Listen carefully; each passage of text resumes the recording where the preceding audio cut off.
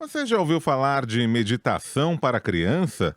O professor Américo Barbosa desenvolveu técnicas de meditação simples de autoaplicação para as crianças.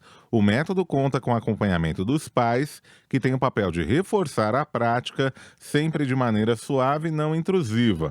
Para saber mais sobre o assunto, nós vamos conversar agora com o professor e doutor em comunicação e semiótica, Américo Barbosa. Professor, uma boa tarde. Boa tarde, uma grande satisfação estar falando com você da Jovem Pan.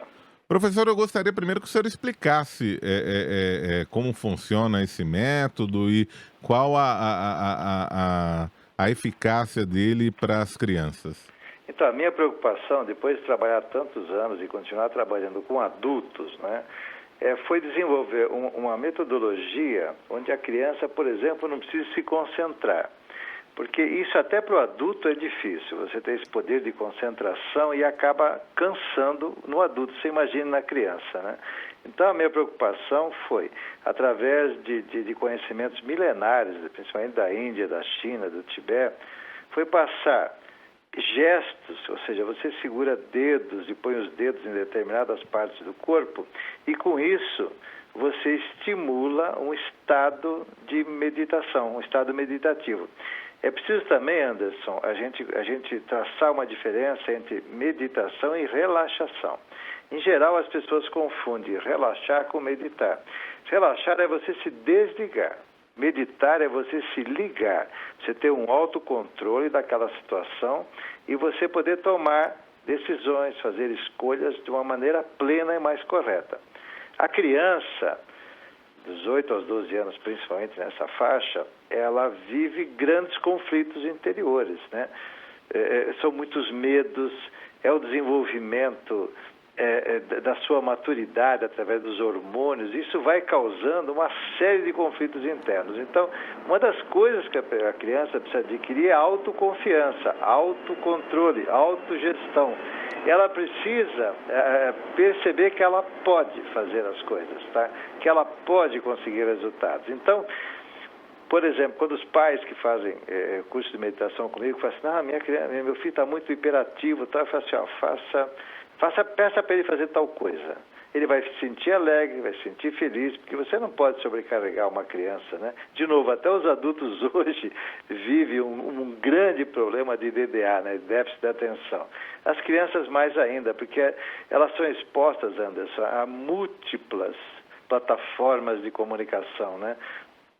Celulares, notebooks, enfim, uma enormidade fora a pressão nas escolas. Então, a minha preocupação foi desenvolver um método que a criança fique feliz fazendo, não se sinta obrigada, cada vez mais ela quer fazer mais, né? Porque ela percebe que ela consegue. Ou seja, você gera uma autoconfiança de uma maneira muito simples, mas muito poderosa. Porque cada um dos nossos dedos tem 14.400 terminais nervosos. Então, quando você faz ligações entre eles, você está processando informações para o seu sistema nervoso central. E é isso que faz com que as crianças, de uma maneira extremamente simples, aprendam a sentir o que sentem. E esse é o princípio e a base de toda a meditação. E essa meditação para crianças é recomendada a partir de que idade? O ideal é que seja dos 8 anos aos 12, né? Mas, porém, há crianças, eu já fiz para crianças com 6 anos, até com 4, né? Então, assim, depende muito e também depende de como os pais, né, estão tendo essa relação com os seus filhos, né? Tem pais que já processam com os filhos momentos assim de tranquilidade, de coparticipação. Então essas crianças já estão mais ou menos predispostas a receber essa continuidade. Mas, tanto faz, a criança é hiperativa ou não, né? De qualquer maneira, ela aprende a aprender. Mas dos 8 aos 12 é a faixa mais interessante para se trabalhar. E qual que é o papel dos pais nesse processo, doutor?